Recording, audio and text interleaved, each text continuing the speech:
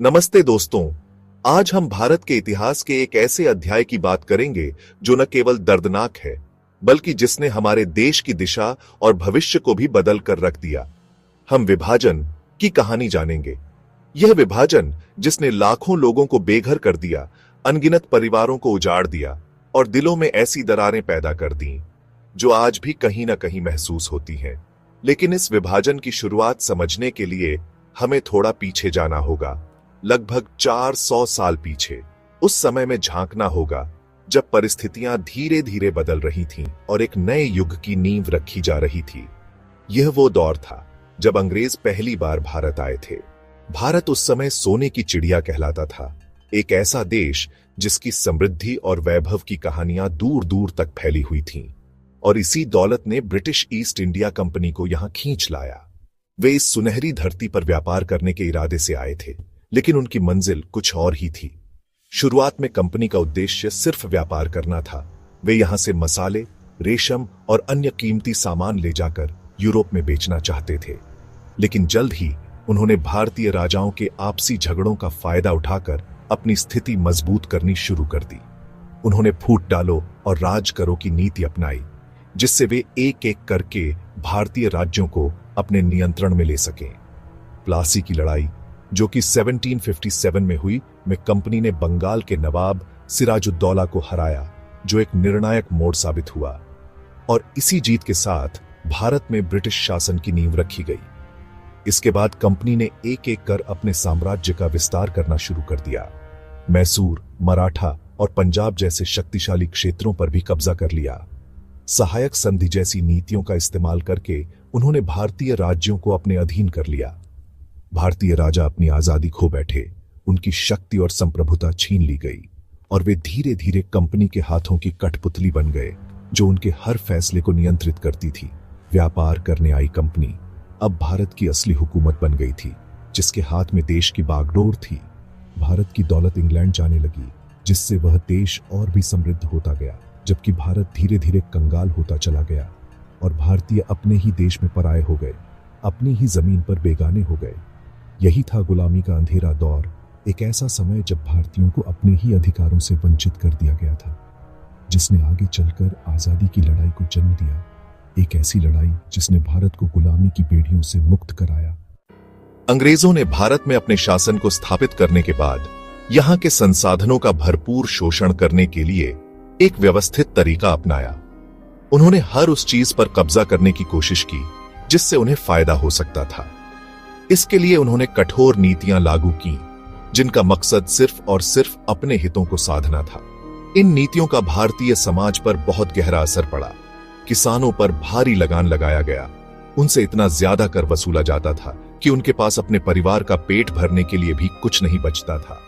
ज्यादातर किसान लगान चुकाने के लिए साहूकारों से कर्ज लेने को मजबूर हो गए, जिससे वे कर्ज में डूब गए और धीरे धीरे भूखे मरने लगे।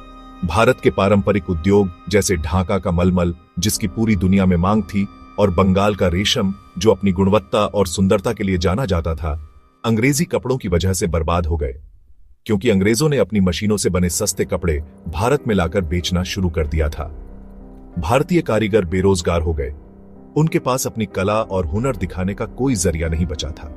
और भारत, जो कभी अपने बेहतरीन कपड़े पूरी दुनिया में निर्यात करता था, अब ब्रिटिश कपड़ों का आयातक बन गया। उसके बाजार विदेशी सामान से भर गए। अंग्रेजों ने भारतीयों के साथ रंगभेद किया, उन्हें नीचा दिखाया और हर जगह अपमानित किया। ट्रेन, क्लब, होटल में भारतीयों का प्रवेश वर्जित था। ये जगहें सिर्फ अंग्रेजों के लिए थीं। फूट डालो और राज करो की नीति से अंग्रेजों ने भारतीयों को आपस में लड़ाने की कोशिश की। उन्होंने हिंदू मुस्लिम एकता को तोड़ने की कोशिश की ताकि वे आसानी से भारत पर शासन कर सके। शिक्षा के क्षेत्र में अंग्रेजी स्कूल खोले गए, जिनमें पश्चिमी शिक्षा दी जाती थी, ताकि भारतीयों को क्लर्क और छोटे अधिकारी बनाया जा सके और वे ब्रिटिश सरकार के लिए काम कर सके। हालांकि इसी शिक्षा ने भारतीयों को नई सोच दी, स्वतंत्रता और समानता जैसे विचारों से भी परिचित कराया, जिससे उनके अंदर आजादी की भावना जागृत हुई। अंग्रेजी नीतियों ने भारत की आत्मा को झकझोर दिया और लोगों को अपने अधिकारों के लिए लड़ने के लिए प्रेरित किया। इस तरह अंग्रेजी शासन के खिलाफ आजादी की चिंगारी जला दी। भारत में ब्रिटिश शासन के दौरान अंग्रेजों के अत्याचार के खिलाफ भारतीयों में गहरा गुस्सा था। यह गुस्सा धीरे धीरे सुलग रहा था और एक दिन यह ज्वालामुखी की तरह फूट पड़ा। और यह गुस्सा 1857 के पहले स्वतंत्रता संग्राम में फूटा। यह संग्राम भारतीय इतिहास में एक महत्वपूर्ण मोड़ था। मेरठ से शुरू हुआ यह विद्रोह एक चिंगारी की तरह फैला, दिल्ली, कानपुर, लखनऊ और झांसी तक फैल गया। इसने पूरे उत्तरी भारत को अपनी चपेट में ले लिया। मंगल पांडे, रानी लक्ष्मीबाई, तात्या टोपे जैसे नायकों ने इस विद्रोह का नेतृत्व किया और अपनी जान की बाजी लगा दी। अंग्रेजों ने क्रूरता से इस विद्रोह को कुचल दिया, लेकिन इसने भारतीयों में आत्मविश्वास और राष्ट्रीयता की भावना जगा दी। यह भावना आगे चलकर स्वतंत्रता आंदोलन का आधार बनी। इसके बाद भारतीय राष्ट्रीय कांग्रेस की स्थापना हुई, जो भारत की आजादी के लिए एक महत्वपूर्ण मंच साबित हुई, जिसने अंग्रेजों के खिलाफ शांतिपूर्ण तरीके से आवाज उठाई। दादा भाई नौरोजी, गोपाल कृष्ण गोखले जैसे नेताओं ने अंग्रेजी शोषण का विरोध किया और लोगों को जागरूक किया। 20वीं सदी में लाल बाल पाल के नेतृत्व में स्वदेशी आंदोलन शुरू हुआ, जिसने आत्मनिर्भरता का पाठ पढ़ाया। विदेशी वस्त्रों का बहिष्कार और स्वदेशी अपनाने का संकल्प लिया गया। बंगाल विभाजन के विरोध ने आजादी की लड़ाई को आम जनता तक पहुंचा दिया। हर घर से स्वतंत्रता सेनानी निकलने लगे। इस तरह स्वतंत्रता संग्राम अब पूरे देश का आंदोलन बन गया था, जिसमें हर भारतीय ने अपना योगदान दिया। 20वीं सदी में महात्मा गांधी के नेतृत्व ने आजादी की लड़ाई को नई दिशा दी। गांधी जी ने सत्याग्रह और अहिंसा को हथियार बनाया। असहयोग आंदोलन, दांडी मार्च और भारत छोड़ो आंदोलन ने ब्रिटिश सरकार को हिला दिया। लाखों भारतीयों ने जेल जाना मंजूर किया, लेकिन अंग्रेजों का साथ छोड़ दिया। पंडित नेहरू, सरदार पटेल, मौलाना आजाद जैसे नेताओं ने आजादी की लड़ाई को मजबूती दी। मुस्लिम लीग के मोहम्मद अली जिन्ना ने मुसलमानों के लिए अलग देश पाकिस्तान की मांग शुरू की। भारत छोड़ो आंदोलन के बाद ब्रिटेन आर्थिक रूप से कमजोर हो गया और भारत छोड़ने को मजबूर हुआ।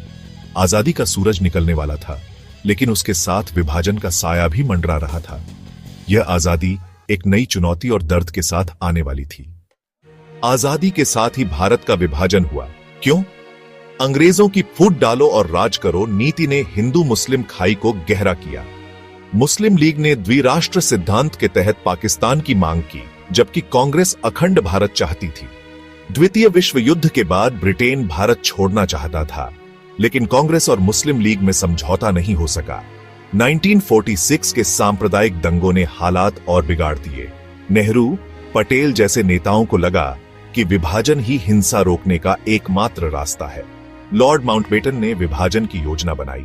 भारत और पाकिस्तान दो अलग देश बने। यह फैसला भारी मन से, लेकिन मजबूरी में लिया गया। विभाजन की रेखा खींचना आसान था, लेकिन जमीन पर उतारना बेहद दर्दनाक।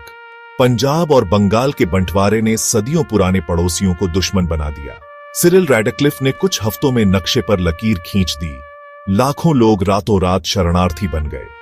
15 अगस्त 1947 को आजादी के साथ ही दंगे, पलायन और नरसंहार शुरू हो गया। ट्रेनों में लाशें, सड़कों पर कत्लेआम, यह इतिहास का सबसे बड़ा पलायन था। महिलाओं और बच्चों पर सबसे ज्यादा अत्याचार हुए। लाखों लोग मारे गए, करोड़ों बेघर हो गए। लाहौर, अमृतसर जैसे शहर दो देशों में बंट गए। यह सिर्फ जमीन नहीं, दिलों का बंटवारा था। विभाजन ने दोनों देशों के बीच अविश्वास और दुश्मनी की दीवार खड़ी कर दी। विभाजन की यादें आज भी ताजा हैं, लेकिन इतिहास हमें नफरत नहीं, सबक सिखाता है। भारत और पाकिस्तान की जड़ें, संस्कृति, भाषा और परंपराएं एक जैसी हैं। सीमाएं जमीन को बांट सकती हैं, दिलों को नहीं। आम लोग शांति, दोस्ती और खुशहाली चाहते हैं, युद्ध नहीं। असली लड़ाई गरीबी, अशिक्षा और बेरोजगारी से है, न कि एक दूसरे से। हमें अपनी अगली पीढ़ी को नफरत नहीं, शांति और समझदारी सिखानी है। आइए हम दोस्ती और सहयोग का पुल बनाएं। सीमाएं सिर्फ नक्शे पर रहे, दिलों में नहीं। अगर आपको यह वीडियो पसंद आया हो तो लाइक